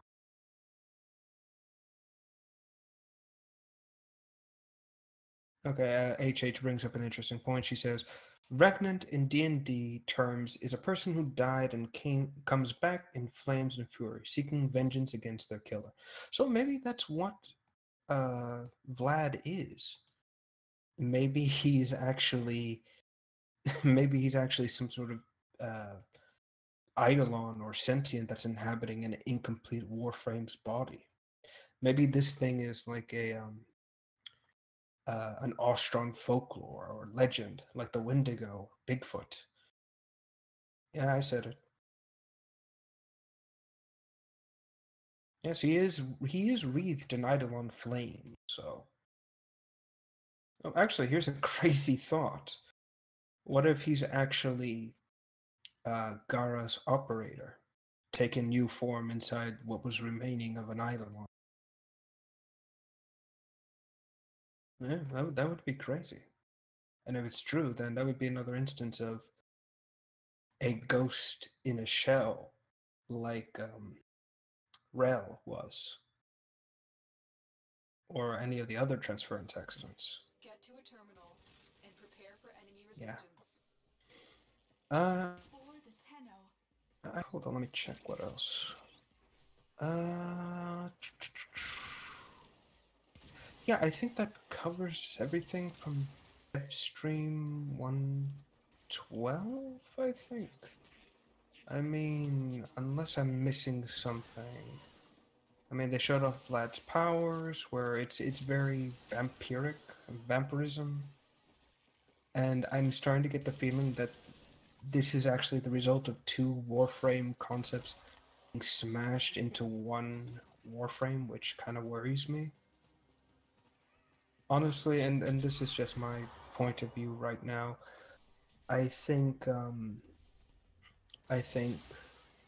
DEE should maybe make Revenant here Ready to defend. a different Warframe altogether, and let us and just make Vlad into his own Warframe. In fact, I think there was someone on DeviantArt, someone who did like conceptual fan work for Warframe, and one of his designs wound up getting in the game,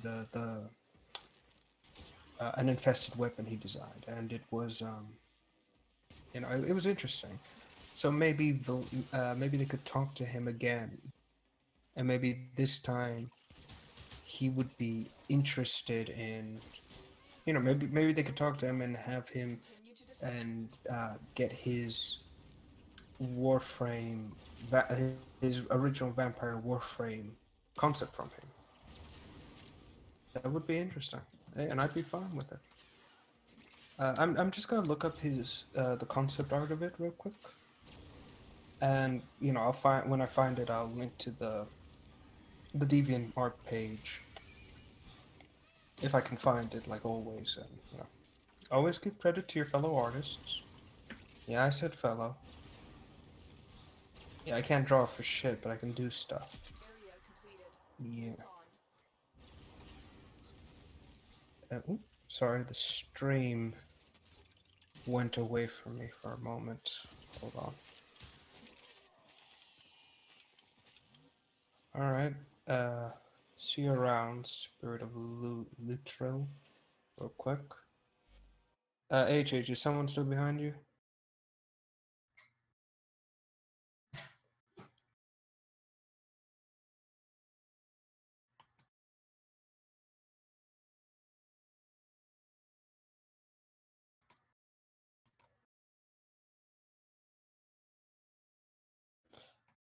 Oh, okay. And I'm back. Sorry about that.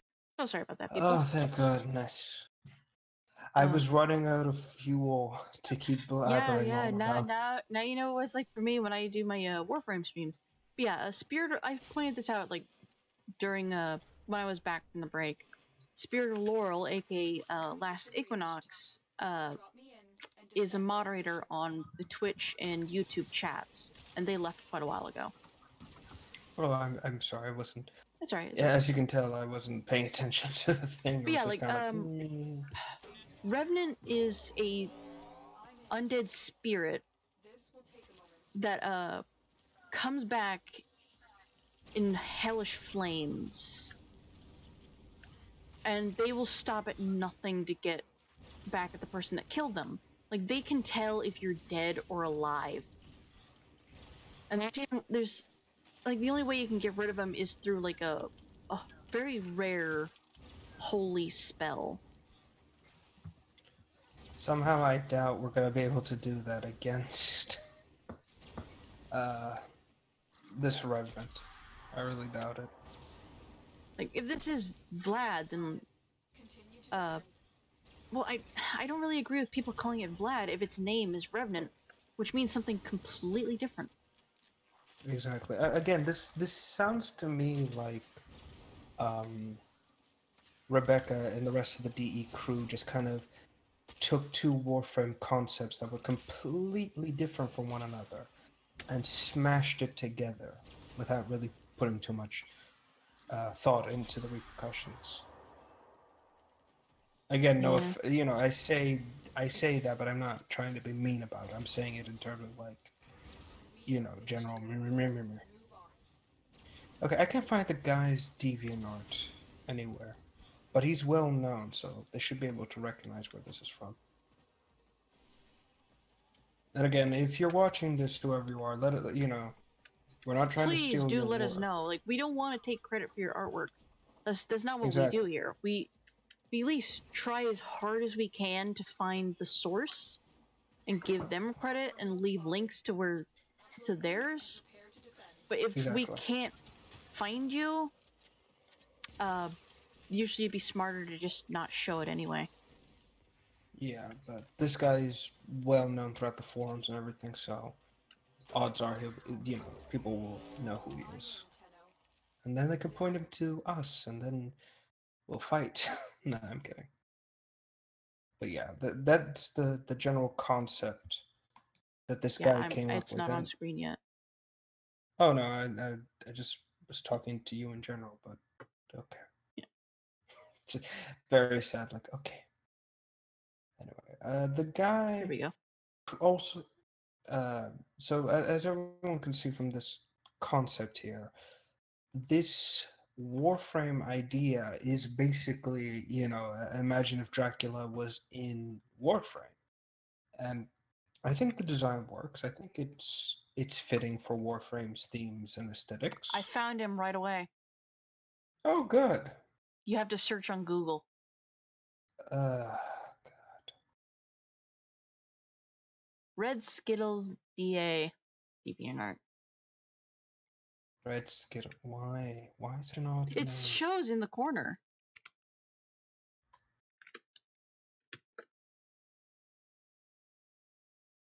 Like, it is right there. Oh, I actually did not see that at all. Well, every time I see someone who creates this kind of like concept art, my eye, they usually put it at the upper right corner, and my eye always goes there. So of course, my immediate thought is, okay, it's probably up there. Okay, no, it's not. Anyway. When it comes to But no, artwork like this, just look in every single corner. all right, like my eyes just come out and they immediately glue to Please the no. screen. Like it's about to say, like with SpongeBob, I was like, oh, I gotta look at the map. Gotta look at the map.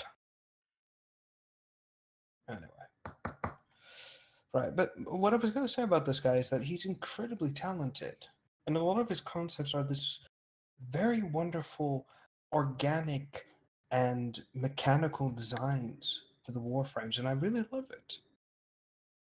And apparently, the guy had created, and again, this is like part of I think was DE one of DE's like concept art contests they did way back in the day. Mm-hmm. And apparently, he submitted his created warframe, which was called Typhus, and it's this infective viral warframe. Very creative, very cool. But it was rejected under the term of it did not fit Warframe's concept. And instead, what wound up getting in was Necros. Mm. And Kind then of you sad, look really. over and there's Nidus right there. Exactly. It's like the fuck, guys. Well, this was really early on, like when they were trying to make Warframes more, I guess, futuristic space ninjas and not really the Guyver. Yeah. Actually, on that topic, I do want to say this. DE, please give us a Guyver. Please.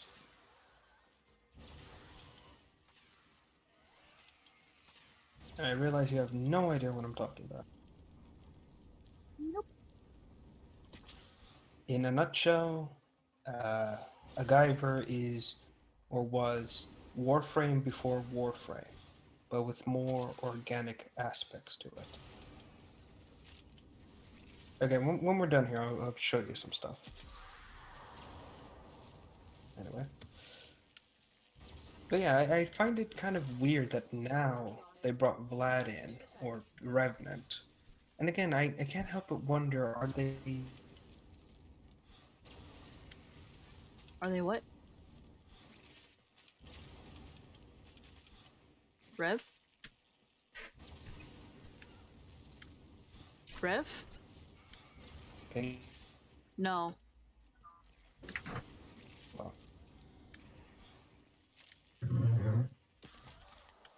Yeah, any noises you guys are hearing, that's my dad upstairs. hello? Hello? Hold on. Well, you hear sound me? good now. You sound good now. Alright, the Discord was responding for some reason. Yeah, that happens. Anyway, no, what I was saying is, I mean, are they gonna get in contact with this guy and maybe, you know, he can convince him to accept his version?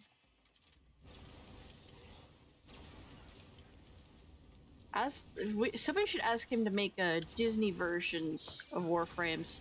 That'll get him in for sure, because they were on a Disney binge. No. Last I saw.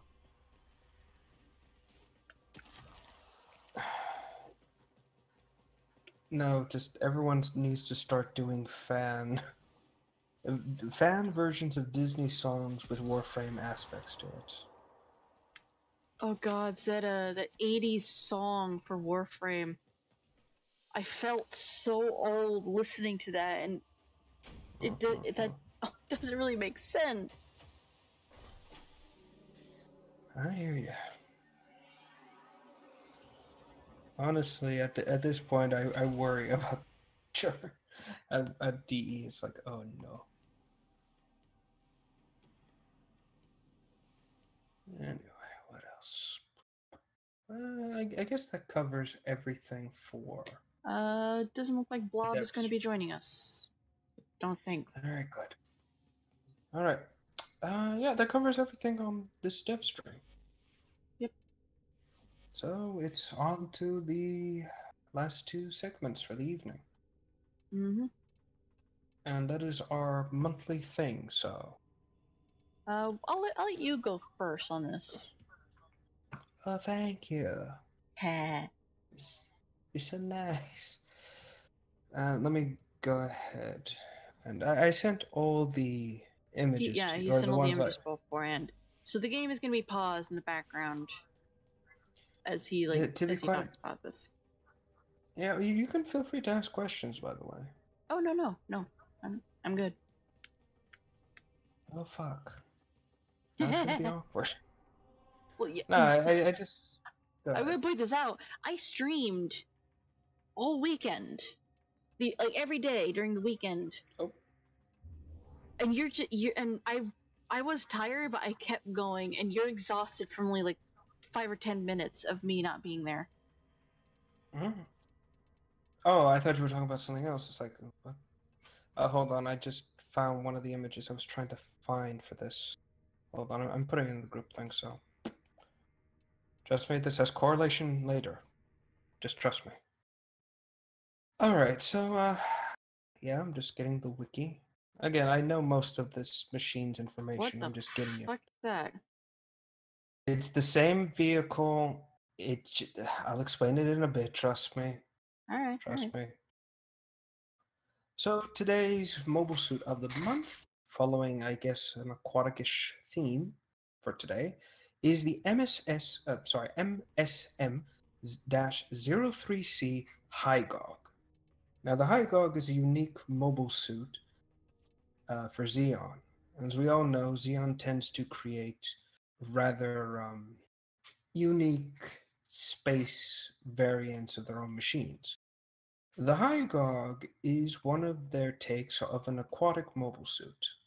Now, what sets the Hygogg separate from their other more, well, iconic, in huge quotation marks, by the way, mobile suits is the fact that the Hygogg is actually created or was built, uh, sorry, my mistake, was created during the time period of the 1 Year War when Zeon was basically on the back heel. The Hygogg was created using component parts through the United Maintenance Plan of Zeon and was created through component parts of the GOG mobile suit, the Akgai mobile suit, and the Zugok mobile suit, combining all three designs into one rather small, yet combat effective, mobile suit.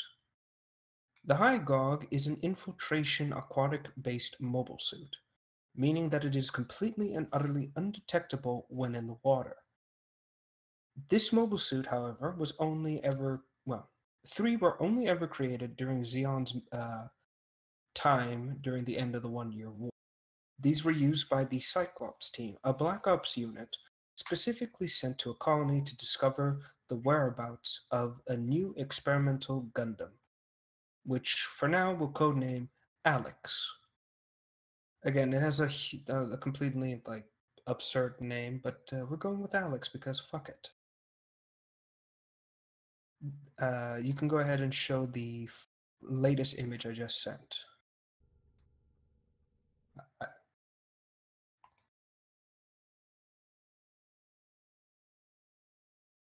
Okay.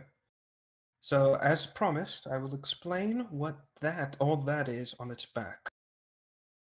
The Hygogg lacks any form of forward propulsion on its own. To compensate for this, specifically for a high entry, high risk maneuver, apparently you put all four up. All right. It's fine. No. It's fine. It's fine. As I was saying, the Hygogg's primary motive of transport is in the water. The large shoulders, as you can see, and the arms fold up in on themselves. The orange pod, as you can see in the bottom left-hand corner, is actually containing the entire arm. This is because one of the Hygogg's lacks any form of weaponry. In fact, the weapons are inside the hands. It has two beam cannons inside. However, to really do some damage, they have two hand-mounted missiles. The pods are designed to keep seawater out so the missile isn't damaged. The rocket pack on its back is designed to propel the mobile suit out of the oceans. Kind of like, what's a good animal that kind of jumps out of the water very quickly?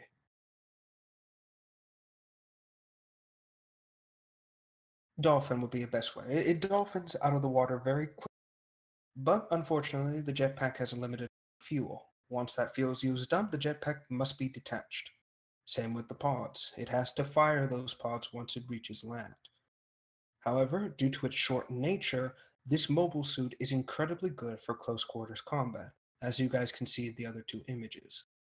This thing fights by grappling its opponents. It moves in close, slides on its belly much like a penguin, and uses its hands to grab vital systems and parts of the mobile suit. In the case of the Jim at the top right, it can grab the head and quite literally shoot through it, killing the Jim within seconds. Or, if you want to be more brutal, target the chest where the pilot is. Other Hygoggs tend to go for a more, as I was saying, brutal approach. They will tear into their enemies and basically rip them to pieces. With most of the Cyclops team's primary methods of attack was, of course, to use most of the mobile suits as shields. Now, despite how much I talk up about this mobile suit, it is quite frail. A common problem with Zeon's aquatic mobile suits is that they are built out of a very light alloy. Light enough not to be crushed by undersea depths, but unfortunately, not strong enough to repel heavy fire. In the case of the Cyclops team, One of the pilots, a ensign, I believe, named Andy, found this out the hard way. When he attempted to use his missile to take out a spacecraft leaving the colony, he was attacked by two Jims. Within 30 seconds, they had torn into the Hygogg's body, and one bullet broke through the protective, I guess you could call it mono-eye of the mobile suit, which leads directly into the pilot's seat. Glass broke, and it went through the poor man's head. These machines were only ever used once in the entirety of the 1 Year War. Brutal, efficient, quick, and decisive, these are the words that make up the Hygogg. But unfortunately, like many other of Xeon's aquatic mobile suits, they could not withstand full frontal assaults. As I stated, they were quickly dispatched and dealt with. As of right now, the Hygogg has never seen retrofits or redesigns post 1 Year War, and has basically disappeared into obscurity and myth and legend. That basically covers the Hygogg. Any questions, comments? Oh, of course. It's like, any question? Yes. Is there a wiki page? And again, I very likely might have missed. Oh, actually, I did. I missed a few weapons real quick. I'll just cover these in a few seconds.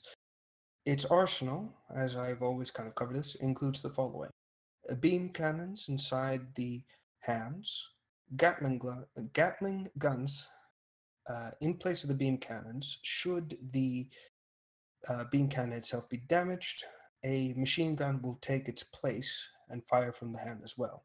So, kind of like, imagine if you have a gun with two barrels, and if one breaks, the other one just kind of slides in. The aforementioned, or slides out, my mistake. The aforementioned torpedo launcher and two. Oh, sorry, my mistake. It had four torpedo launchers located on the top of its head. Again, another staple of Xeon's mobile suits was the head was actually a gigantic weapons platform, with the pilot sitting in the kind of squash chest region. And lastly, it had 12 millimeter machine gun cannons inside its waists, which all it had to do was basically look at you and open fire. And that basically covers up the Hygogg. Yeah. All right then. I'm gonna Any questions? quickly get set up for mine, but carry on. Nothing. Okay. Yeah, it's the noodle. The noodle arms. Pretty much what it is. What is it that the internet calls snakes as a joke? Danger noodle. Danger noodle. Yeah, it's basically a little danger. I think of those car sales things with the waving arms.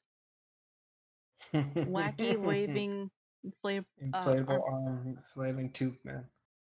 Yeah. That's what I think of.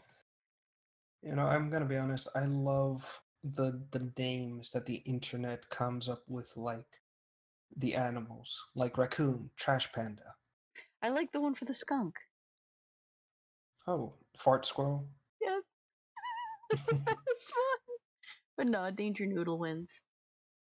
No, there's apparently two different kinds of name for it. One of them is nope rope.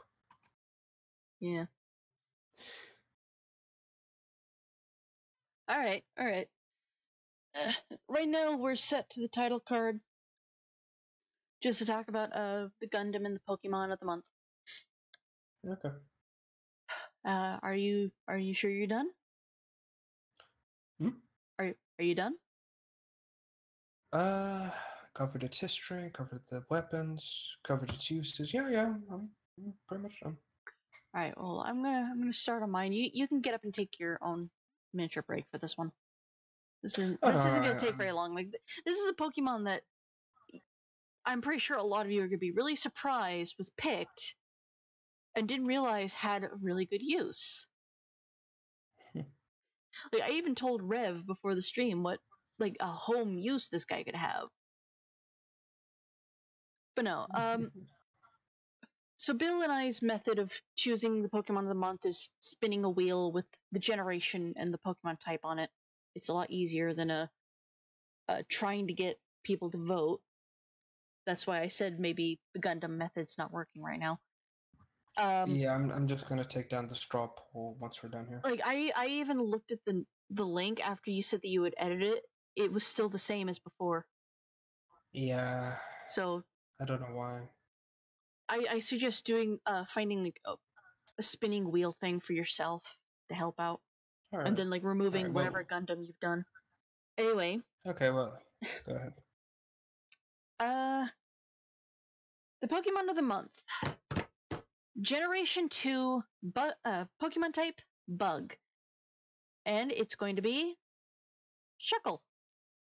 Surprise! No, the fandom doesn't really care for Shuckle. He's a rather weird looking Pokemon. He's like a cartoon noodle in a bowl or a vase. But apparently this guy has quite a bit of use. If I'm going to open up the stats. This is my first time doing this by myself, by the way. Because Bill's dealing with some stuff on his own end. God bless him, let him have some time to himself. At least try and survive, at the very least. Okay. Shuckle. Why is this guy so interesting and why is he useful? What it says in every single description, he stores berries inside that vase body of his, and the berries decompose and ferment. He can make alcohol, pretty much.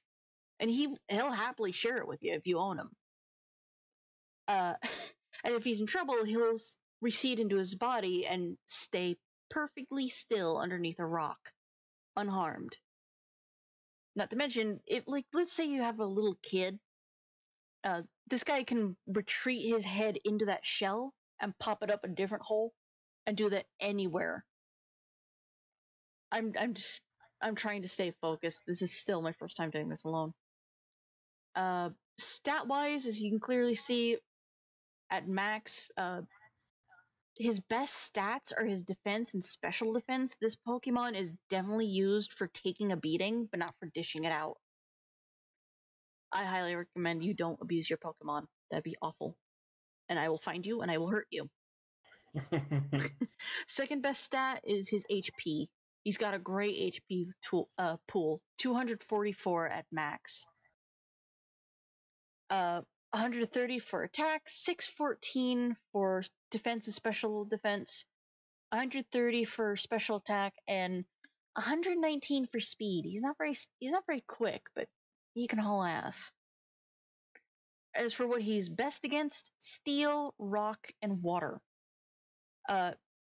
He's not very effective by half against normal and poison, but everything else, it's got normal effectiveness. So if you're facing off against, say, a Squirtle, another rock Pokemon, or a steel Pokemon, bring this guy.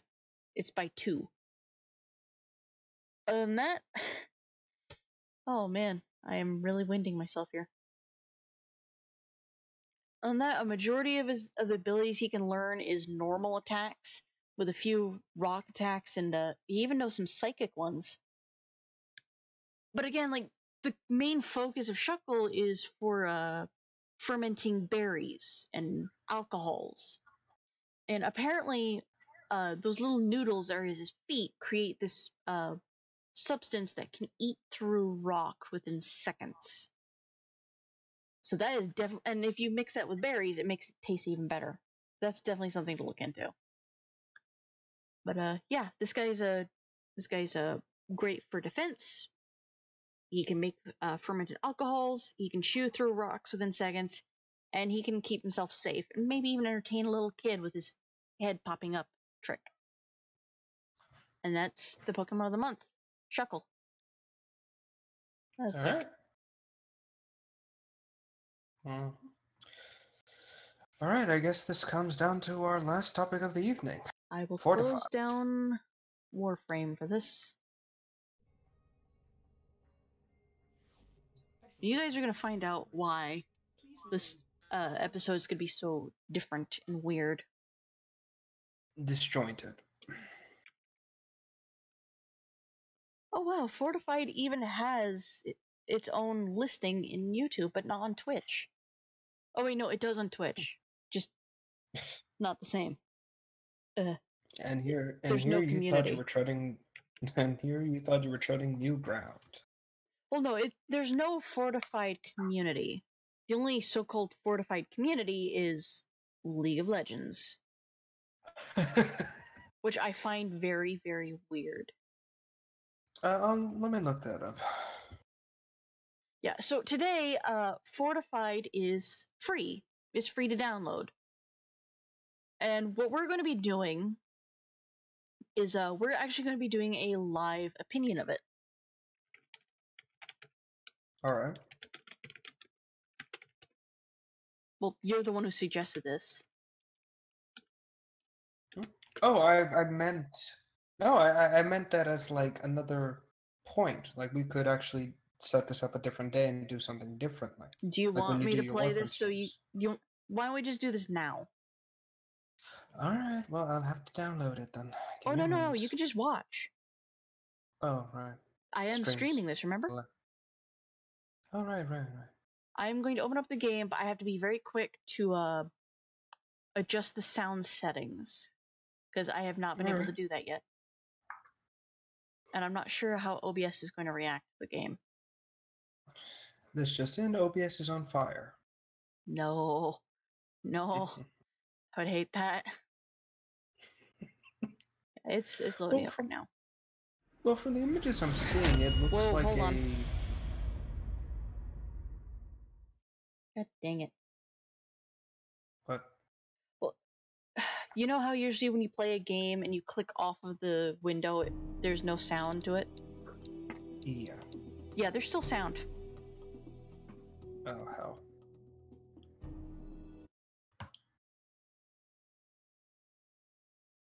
Okay.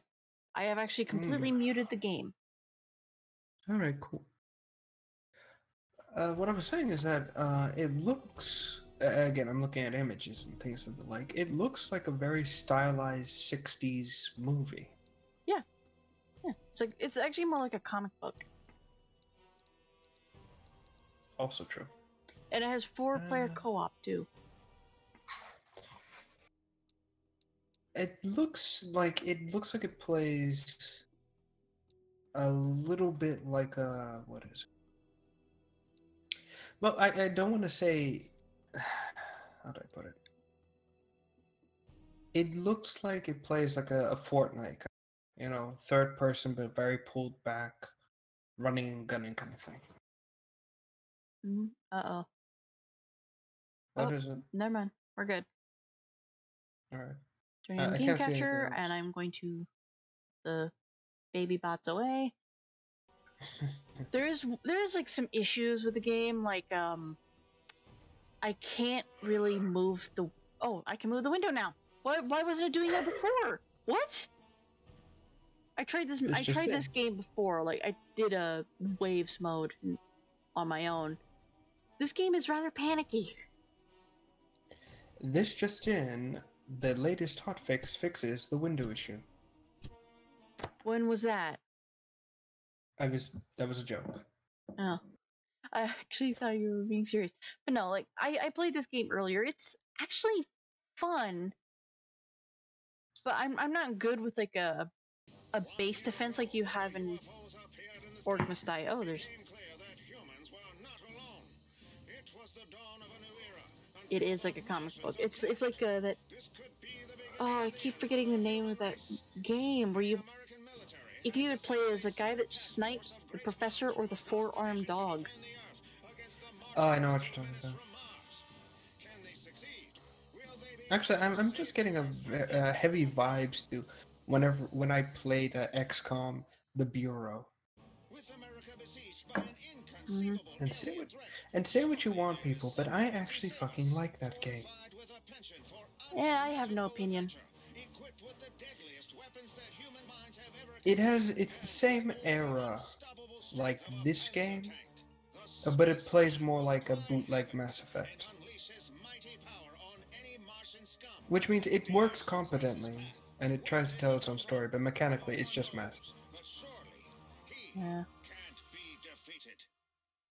So I'm playing as a spaceman. All of his abilities are ice. Now I'm in the game. I'm actually going to... Oh crap, it's doing it again. Actually, does the comic book protagonist change with every if you play a different character? Yeah. Oh, cool. I was wondering why the spaceman was like forefront. Okay. Oh, this looks like a mobile. Like this setup looks like a mobile game. I did point this out, that it's like it's similar to Orcs Must Die. You have to put these things down to defend your base. I've never played Orcs Must Die, so It's basically tower defense. actually this would be a very good game for us to play like on the weekends. Yeah, me and Blob were supposed to be playing this on stream, but he's not around right now. Yes, but Blobby had other Blobby things to do. Well, what we don't see right now is that he's having an intense orgy with a Jello mold. He actually has a girlfriend. Exactly. Now I'm gonna stop there. Alright, so are they all just 60s robots? Yeah, they're all aliens. Like, 60s style aliens. Yeah, so just just robots then. Yep. To be honest, I find that quite charming. You know why they were always these gigantic tube men with the weird heads and like stupid arms? Why? Because at the time, nobody knew how to make good alien costumes, so they just scrounged together whatever they could put and just kind of ran with it. It's why every 60s movie has a robotic spaceman in it instead of like an actual rubber-faced alien. Until Mars Attacks came around. Kind of. The gray became the gray became the most common alien look when they finally got the stupid the rubber mask working better. So now I've activated my ability, which makes a bubble of ice, and I'm also invincible. There we go. Yeah. Yeah, sorry about the kinda yawn, clever. people. We're all very tired right now. I'm sorry. Yes, I usually go to bed. Stuff of this nature. Work is a bitch. Mm-hmm. Anyway, yeah. No, again, this plays really well. The other characters have different. Yeah. Apparently there's a rocket lady that flies. There's an agent from like some sort of bureau. There's like, I guess you could say like the American hero kind of guy, soldier. And then you just have space. And then you have like the spaceman. Like he's the guy that's using the experimental stuff. So he's the guinea pig. Interesting. This feels like something out of TF2, you know? I know, right? Like with the art style and the kind of like feel, it kind of, to me, it seems like this is something that both exists in the TF2 universe, like an actual thing, and also exists as like a TV show the engineer would watch as a child. I know, right? And it still pisses me off to this day that the aliens we got for TF2 were just flying saucers. No actual aliens. Yeah, I stopped playing TF2 when Man vs. Machine came out. When was the last time I stopped, like, following TF2? I actually And I know it's pretty late when TF2 was like still popular. Nowadays I'm just kind of like ambivalent. So the rocket flies away, and what is supposed to The happen? rocket is meant to fly up towards the end, like the aliens, I guess. Oh, I'm not sure. I was not paying attention. I wasn't paying attention to the story. All right, fair enough. Is there any other modes? Okay. I can either do campaign or invasion, which means wave after wave. Okay, and campaign is not. And campaign just goes through the story, allows you to level up and get stronger. I see. So it actually has a traditional campaign. Awesome. Yeah. Yeah. How many levels is in campaign? 12. Oh, that's not too much. That's all right. And from what I can tell, there's gonna be waves coming from either end to try and get at my base.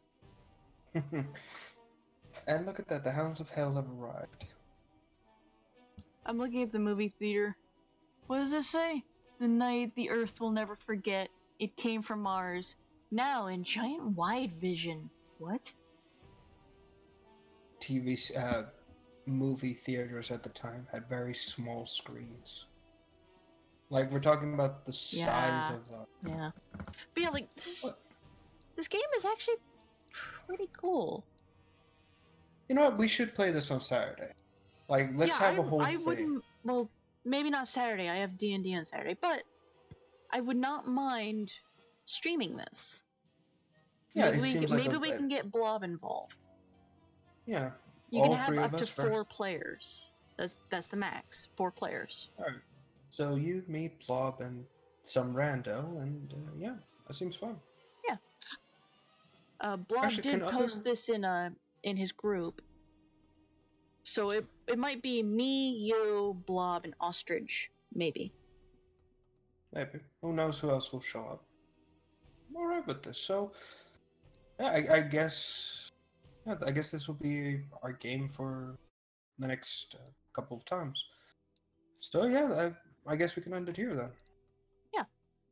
Again, So, like this game is interesting. I like it. I'm gonna go back to. I'm gonna. It has potential. Yeah, it has potential. Yeah. Maybe Yay, Flower Boy is back. maybe this will be the next big thing that will topple over PUBG. I doubt it. Like the game came out in 2016, and I'm only now hearing about it. Oh, okay. Well then, hidden gems, I suppose. Yep, it's a hidden gem. All right. Well, like I said, well, there you go, ladies and gentlemen. If you ever have the time, patience, and just want to have fun with your friends, Fortified's got you covered. Mm-hmm. Let's. Yeah. I can Alright. do the outro myself. You can go to bed if you need to. I'll say my own outro, and you say yours. So, thank you, ladies and gentlemen, for tuning in to this episode of Left for Random Talk. We hope you had a great time, and this is Rev signing off. All right. I'm gonna hang up and do mine. Oh nope, he's already gone. Okay. So this is the end of Left for Random Talk, but this is not the end of our streaming. I'm probably gonna be streaming again tomorrow, early in the day, midday. Don't really know. I might have D&D tomorrow as well, where I'm the dungeon master. I do art commission streams. I do gaming streams, mostly gaming streams. We do this podcast every Thursday, at least try to. We might have to talk about changing the date again because I've noticed that multiple people stream on Thursdays. But yeah, you can catch me on Twitch, Hellhounds20 on Twitch, Hellhounds20 on Fails at Minecraft. Sorry, Hellhounds Fails at Minecraft Tumblr. That's another place you can find me. Hellhounds20 of YouTube. That's my name almost everywhere. That's basically it. That's my name everywhere. Yeah, you can support the show. I'm looking into donations. I am looking into getting Streamlabs for this. So yeah, we'll see you guys next Thursday or possibly Saturday or Sunday. We'll see.